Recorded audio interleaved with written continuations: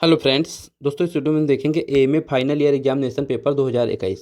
दोस्तों इस वीडियो में हम देखेंगे हिस्ट्री का पेपर सेकेंड। इससे पहले हम पेपर फर्स्ट का वीडियो बना चुके हैं। अगर जो आपने अभी तक नहीं देखा है तो मेरे चैनल के प्ले लिस्ट में जाकर आप देख सकते हैं। इसमें हम देखेंगे इकोनॉमिक हिस्ट्री ऑफ इंडिया 1957 से 1947 AD तक। दोस्तों इसमें आपको 1.5 घंटे का समय होता है और 60 क्वेश्चन दिए रहते हैं, जिसमें से आपको 50 करने होते हैं। ओके, चलिए देखते हैं पहले क्वेश्चन से। पहला क्वेश्चन कह रहा है कि अहमदाबाद लेबर टेक्सटाइल एसोसिएशन की स्थापना कब हुई। दोस्तों इसमें ऑप्शन दिए 1918, 1920, 1925, 1928। इसका आंसर हो जाएगा 1918। दोस्तों इसमें आप क्वेश्चन देखना किस टाइप के क्वेश्चन पूछे जा रहे हैं, आंसर पर ज़्यादा ध्यान नहीं देना क्योंकि सभी का आंसर हमको भी नहीं पता है।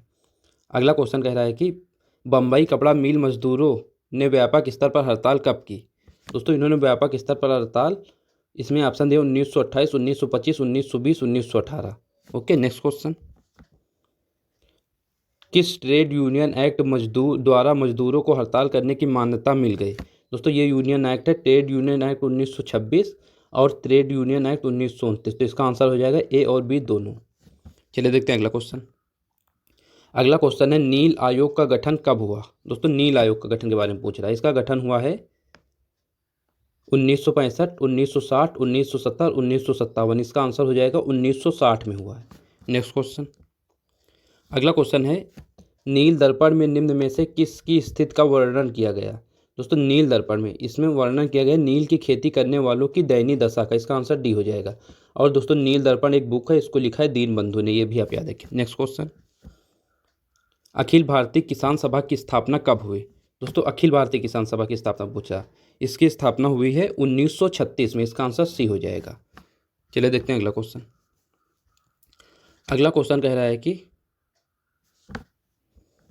कवसनी नाना भाई डावर का संबंध किस उद्योग से है। दोस्तों इनका संबंध है सूती वस्त्र उद्योग से। चलिए देखते हैं अगला क्वेश्चन। अगला क्वेश्चन कह रहा है कि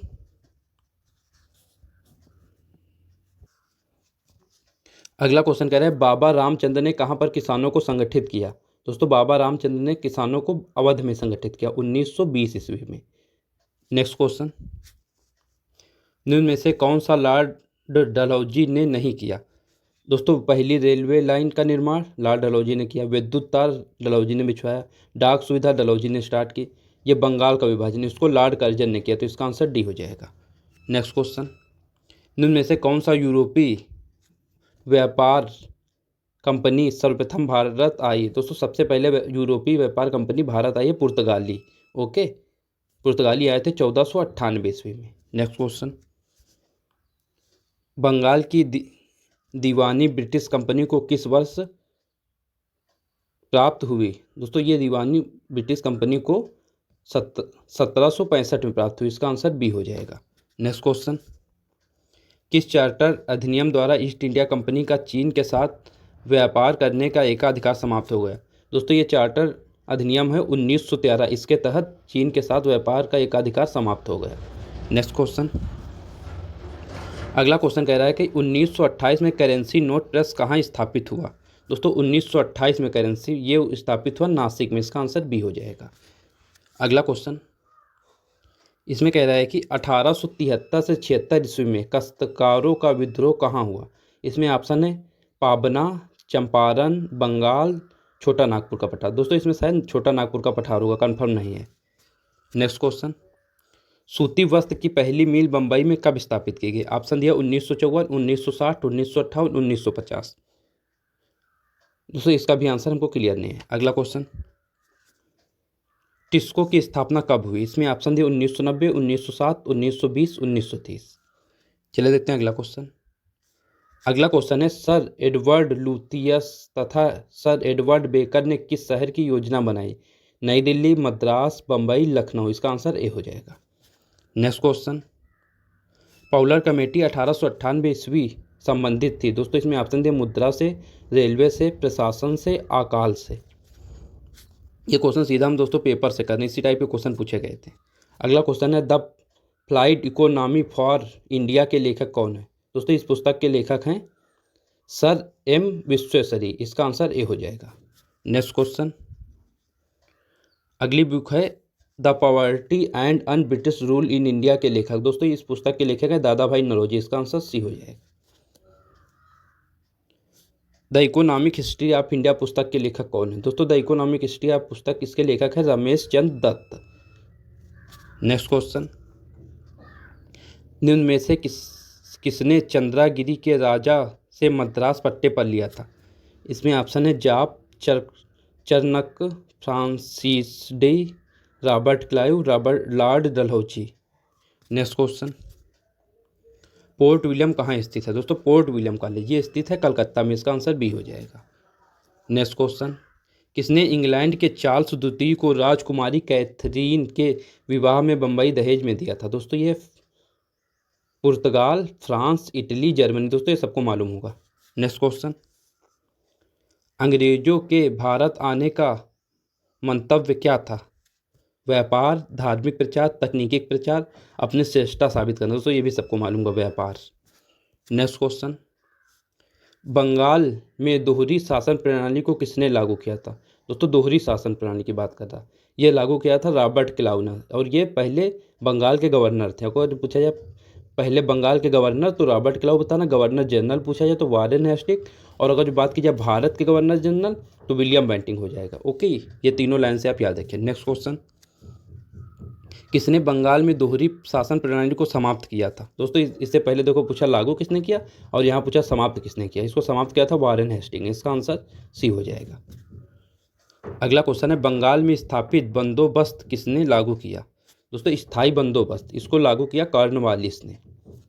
इससे संबंधित आपको लगातार 2-3 क्वेश्चन देखने को मिलेंगे। स्थायी बंदोबस्त कितने वर्षों के लिए स्थापित किया गया? दोस्तों ये 10 वर्षों के लिए स्थापित किया गया। नेक्स्ट क्वेश्चन, स्थायी बंदोबस्त में भूमि का स्वामी किसे माना गया? दोस्तों भूमि का स्वामी माना गया जमींदार को। इसका आंसर ए हो जाएगा। नेक्स्ट क्वेश्चन, निम्न में से कौन उत्तरी भारत में भूमि व्यवस्था के प्रवर्तक के नाम से जाने जाते हैं? दोस्तों उत्तर भारत में ये है मार्टिन बर्थ। इसका आंसर ए हो जाएगा। नेक्स्ट क्वेश्चन, रैयतवाड़ी प्रथा कहाँ लागू थी? दोस्तों रैयतवाड़ी प्रथा ये मद्रास एवं बम्बई में लागू थी। दोस्तों 3 प्रणाली चलती थी, पहली स्थायी बंदोबस्ती, रैयतवाड़ी, महलवाड़ी। इन तीनों के बारे में अगर जो आप एमए इकोनॉमिक हिस्ट्री का पेपर पढ़कर देने जाओगे तो कम से कम आपको 10 से 15 क्वेश्चन मिलेंगे। इनको आप जितना डिटेल्स हो सके पढ़ लेना। ओके, अगला क्वेश्चन है, किस क्षेत्र में महलवाड़ी प्रथा लागू थी? अब महलवाड़ी की बात कर रहा है, ये पंजाब में लागू थी। इसका आंसर बी हो जाएगा। अगला क्वेश्चन है, निम्न में से कौन सा सही सुमेलित नहीं है? इस आपको गलत बताना है। रैयतवाड़ी व्यवस्था मद्रास बिल्कुल सही, स्थायी बंदोबस्त बंगाल बिल्कुल सही, महलवाड़ी व्यवस्था पंजाब और उत्तर प्रदेश ये भी सही। तो इसका आंसर डी हो जाएगा। नेक्स्ट क्वेश्चन, भारत में प्रथम रेलवे लाइन का निर्माण हुआ? दोस्तों ये सभी को बिल्कुल सरल क्वेश्चन, बम्बई और ठाणे के बीच। इसका आंसर बी हो जाएगा। दोस्तों आपको हम बहुत ही स्पीड में करवा रहे हैं जिससे आपका टाइम बिल्कुल भी बर्बाद ना हो। अगला क्वेश्चन, भारत में विदेशी पूंजी निवेश का निर्माण निम्न से कुछ उद्योग में हुआ? जूट, कोल, जलयान निर्माण, रेलवे। नेक्स्ट क्वेश्चन, भारत में रेल मार्ग का मुख्य उद्देश्य था? दोस्तों रेल मार्ग का मुख्य उद्देश्य था वाणिज्य और व्यापार की सुविधा देना। इसका आंसर ए हो जाएगा। अगला क्वेश्चन में कह रहा है कि भारत में प्रथम रेल लाइन किस गवर्नर जनरल के समय बिछाई गई थी? ये सभी को मालूम होगा, ये लॉर्ड डलहौजी के समय में बिछाई गई। इसका आंसर ए हो जाएगा। अगला क्वेश्चन कह रहा है कि पहली बार भारत की औसत प्रति व्यक्ति आय का सांख्यिकी अनुमान प्रस्तुत करने वाला कौन था? दोस्तों इसको पहली बार प्रस्तुत किया था दादा भाई नौरोजी ने, और उनके अनुसार भारत के प्रत्येक व्यक्ति आय थी 20 रुपये। और किस बुक में ये बताया था ये आपको कमेंट करके बताना है, इससे पहले हम डिस्कस कर चुके हैं। अगला क्वेश्चन है, धन की निकासी का सिद्धांत किसने दिया? दोस्तों धन निकासन का सिद्धांत ये दिया है दादा भाई नौरोजी ने। इसका आंसर ए हो जाएगा। अगला क्वेश्चन है, निम्न में से कौन सा अंग्रेजी भू राजस्व नीति का परिणाम था? दोस्तों ये था किसानों की बढ़ती गरीबी, किसानों का बढ़ता ऋण भार, जमींदार का विस्तार। इसमें हो जाएगा उपयुक्त सभी। नेक्स्ट क्वेश्चन, 18वीं शताब्दी में बंगाल में वस्त्र उद्योग के पतन के लिए उत्तरदायी कारण था? दोस्तों 18वीं शताब्दी में वस्त्र उद्योग के पतन का उत्तरदायी कारण था ब्रिटेन को निर्यात करने वाले माल पर उच्च कर, भारत का मुक्त व्यापार प्रणाली को थोपना, भारत में से कच्चे माल का निर्यात। इसका आंसर हो जाएगा डी नंबर, उपयुक्त तो सभी। अगला क्वेश्चन कह रहा है कि स्ट्रेची आयोग का संबंध था? दोस्तों इसमें श्रम से, शिक्षा से, स्वास्थ्य से, अकाल से। क्लियर नहीं हमको। अगला क्वेश्चन, निम्न में से कौन सा आयोग श्रम से संबंधित था? हंटर आयोग, हर्टंग आयोग, हिटले आयोग, नील आयोग। नेक्स्ट क्वेश्चन, प्रथम फैक्ट्री अधिनियम किस वर्ष पास हुआ? 1881, 1891, 1911, 1922। ये 4 ऑप्शन दिए थे। नेक्स्ट क्वेश्चन, 1908 में बंबई में श्रमिक संघों की हड़ताल का प्रमुख कारण क्या था? दोस्तों ये तिलक की गिरफ्तारी, महात्मा गांधी की गिरफ्तारी, सुभाष चंद्र बोस की गिरफ्तारी, उपयुक्त में से कोई नहीं। इसका आंसर आप पढ़े, डिटेल में पढ़ना तो आपको मालूम चल जाएगा। दोस्तों मेरा उद्देश्य है कि आपको उन टॉपिक के बारे में बताना जिनसे अधिकतम क्वेश्चन पूछे जाते हैं। इससे आप पूरा वीडियो देखकर आइडिया ले सकते हैं। अगला क्वेश्चन कह रहा है कि प्रथम ट्रेड यूनियन एक्ट कब पास हुआ? इसमें ऑप्शन दे 1919, 1920, 1926, 1930। नेक्स्ट क्वेश्चन, अंग्रेजी शासनकाल के दौरान कौन सा क्षेत्र अफीम उत्पादन के लिए प्रसिद्ध था? दोस्तों अफीम का उत्पादन बिहार, दक्षिण भारत, गुजरात, असम। ये 4 ऑप्शन दिए थे। नेक्स्ट क्वेश्चन, प्रारंभ में यूरोपियन व्यापारियों की रुचि किस में थी? मसालों में, रेशम में, नील में, अफीम में। इसका आंसर ए होगा, मसालों में। पुर्तगाली सबसे भारत में मसाला लेकर गए थे और उसको लमसम 60 गुना में बेचा था। ओके, इसलिए इसका आंसर ए हो जाएगा।